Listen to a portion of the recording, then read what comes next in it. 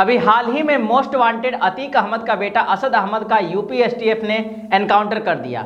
इसके बाद राजनीति गरमाई हुई है, वो भी न सिर्फ उत्तर प्रदेश में बल्कि बिहार जैसे आस पड़ोस के राज्यों में भी इस पर खूब राजनीति हो रही है। बिहार में भी बीजेपी पार्टी वर्तमान पार्टी पर हमलावर है, क्योंकि ये बार बार कह रही है कि बिहार में भी अगर बीजेपी को सरकार बनती है तो यहाँ भी गुंडों माफियाओं का एनकाउंटर होगा। इतना ही नहीं, केंद्र सरकार भी आने वाले चुनाव के ध्यान में रखते हुए जहां भी जाती है वहां उत्तर प्रदेश में हुए एनकाउंटर और योगी आदित्यनाथ की सरकार के कार्यों की वाहवाही बटोर रही है।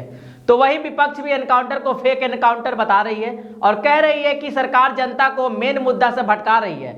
हम सभी जानते हैं कि जब से उत्तर प्रदेश में बीजेपी की सरकार बनी है और मुख्यमंत्री के रूप में योगी आदित्यनाथ को चुना गया है, तब से यहाँ अपराधियों का एनकाउंटर काफी हो रहा है। लेकिन आप सबको शायद ये नहीं पता होगा कि किस किस लोगों को मुख्यमंत्री योगी आदित्यनाथ के शासनकाल में एनकाउंटर हुए और कितने हुए हैं। यहाँ सबको बताना संभव नहीं है, लेकिन हम आपको आंकड़ा जरूर बताएंगे और जो कुछ फेमस नाम है उसके बारे में भी बताएंगे। अब मेरा परिचय।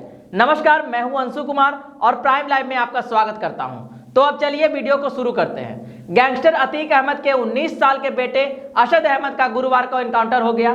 24 फरवरी को हुई उमेश पाल की हत्या के बाद यह तीसरा एनकाउंटर है। पहले एनकाउंटर में 27 फरवरी को हत्याकांड में शामिल अरबाज मारा गया था। 6 मार्च को हत्याकांड में शामिल शूटर उस्मान को मार गिराया गया। 13 अप्रैल को अतीक का बेटा असद और शूटर गुलाम को एनकाउंटर में ढेर कर दिया गया। योगी आदित्यनाथ के 6 साल के कार्यकाल में अब तक एनकाउंटर में मारे गए अपराधियों की कुल संख्या अब 183 हो गई है। 19 मार्च 2017 को योगी आदित्यनाथ ने मुख्यमंत्री पद की शपथ ली थी। यूपी पुलिस ने 31 मार्च को सहारनपुर के नंदनपुर गांव में एक कथित अपराधी गुरमीत को मार गिराया था। याद दिला दें कि 3 जून 2017 को योगी आदित्यनाथ ने एक न्यूज चैनल में दिए अपने इंटरव्यू में कहा था कि जो गुनाह करेगा ठोक दिया जाएगा। उस दौरान सीएम योगी का यह बयान काफी चर्चा में रहा था।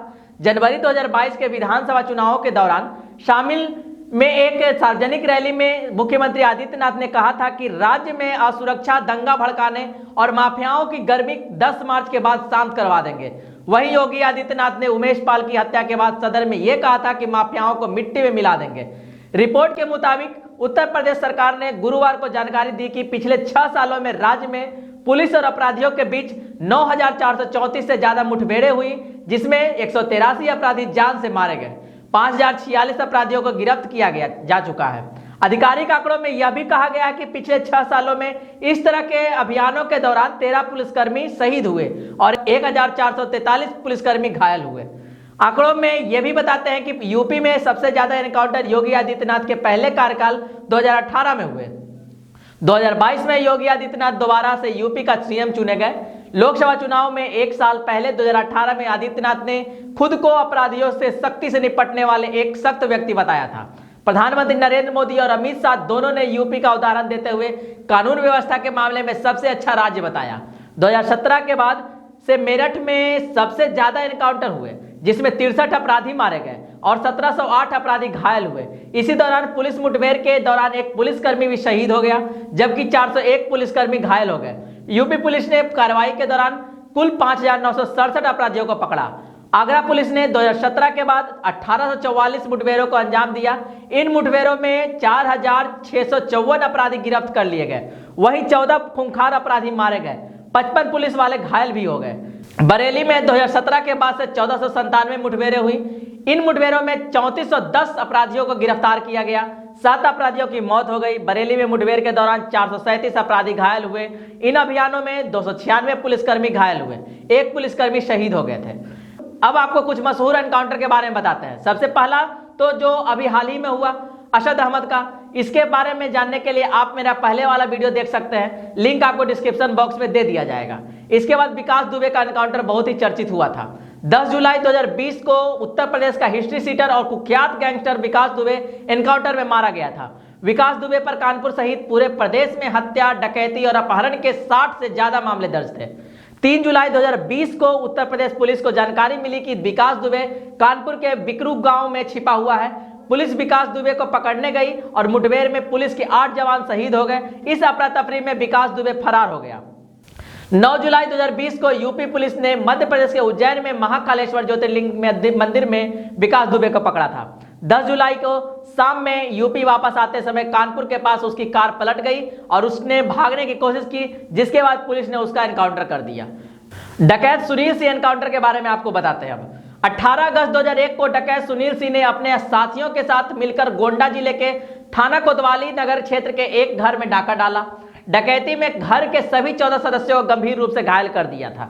2 बच्चों समेत 5 लोगों की मौके पर ही मौत हो गई थी। इसके बाद 19 दिसंबर 2006 को सुनील सिंह ने अलीगढ़ के छर्रा क्षेत्र में घर में घुसकर 2 लोगों की हत्या करके डकैती डाली थी। 2014 में सुनील सिंह ने बुलंदशहर के 2 अलग अलग जगहों पर मारपीट और लूटपाट को अंजाम दिया था।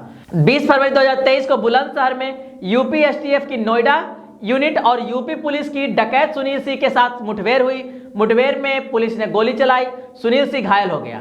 पुलिस डाकू सुनील सिंह को इलाज के लिए अस्पताल ले गई, डॉक्टरों ने वहां उसको मृत घोषित कर दिया। इसके बाद जो बहुत फेमस हुआ वो है Pushpendra Yadav encounter. Media reports के मुताबिक झांसी पुलिस का यह कहना था कि 9 अक्टूबर 2019 की रात पुष्पेंद्र यादव बालू का खनन कर रहा था। इस दौरान मोट के थानाध्यक्ष धर्मेंद्र सिंह चौहान की ओर पुष्पेंद्र यादव की कहासुनी हुई। कहासुनी में पुष्पेंद्र ने थानाध्यक्ष पर गोली चला दी और उनकी कार भी लूट ली थी। इस हमले के बाद इंस्पेक्टर धर्मेंद्र के चेहरे पर फायर बर्न के निशान मिले थे और उन्हें अस्पताल में भर्ती कराया गया था। पुलिस ने उसी रात नाकेबंदी कर पुष्पेंद्र को गुरसराय थाना क्षेत्र के इलाके में फरीदा के पास मुठभेड़ में मार गिराया। इसके बाद गैंगस्टर आनंद पाल का एनकाउंटर मशहूर हुआ था, जिसे 2017 में राजस्थान के 5 लाख के इनामी गैंगस्टर आनंद पाल का एनकाउंटर किया था। राजस्थान के सालसर में एनकाउंटर के दौरान उसे मार गिराया था। मुठभेड़ के दौरान आनंद पाल और उसके 2 साथियों ने AK-47 समेत दूसरे हथियारों से पुलिस पर करीब 100 राउंड फायरिंग की थी। आनंद पाल को भी इसमें 6 गोलियां लगी थी। इस मुठभेड़ में 2 पुलिसकर्मी भी घायल हो गए थे। एनकाउंटर से 1.5 साल पहले गैंगस्टर आनंद पाल सिंह पुलिस की कड़ी सुरक्षा के बीच भाग निकला था। पुलिस विभाग के आंकड़ों के मुताबिक आनंद पाल को पकड़ने में 8 से 9 करोड़ रुपए तक खर्च हो चुके थे।